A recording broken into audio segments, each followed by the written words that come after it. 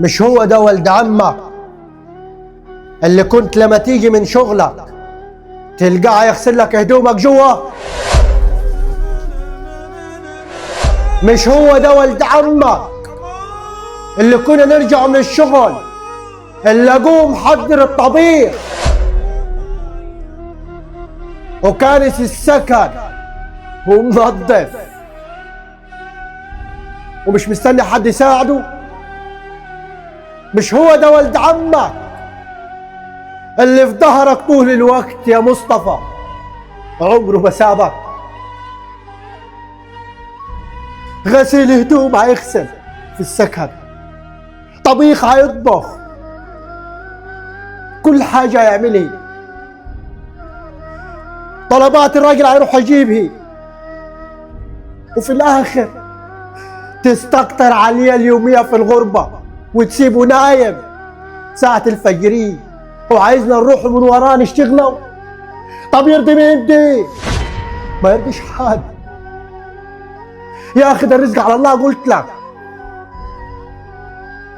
كل الجميل اللي عمله معانا نسيته يا أخي. ده احنا في غربة، ليه الواحد ما يسلكش القريب في الغربة هو يوقف معاه ويفتح له باب رزق؟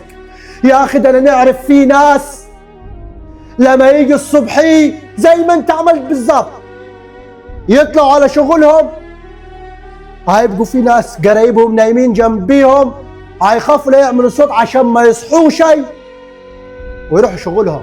عارف ليه؟ عشان الناس تضحك على بعضيه ويقولوا قاعدين في الغربة ده فشل وده نجح، وتريها الناس قلوبها مش صافية لبعضيه. بس مش كله، في ناس زينة وفي ناس وحشة عشان ما ننكروش، ولكن أنا عايز الناس كلها تحب بعضيه والناس تصفى لبعضيه وكله يفتح باب رزق الكله، عشان خاطر هي غربة واتحسبت علينا.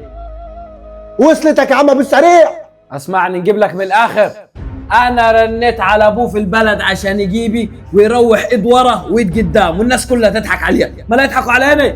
اوعى يا عم الحاج عشان افضلكمش على الصف. اوعى.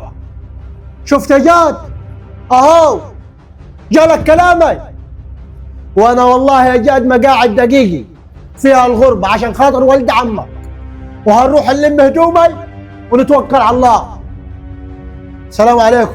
دقيقة يا هيثم، خدني معاك انا مروح برضو، قاعدش تاني. لم هدومك يلا بينا يا جاد.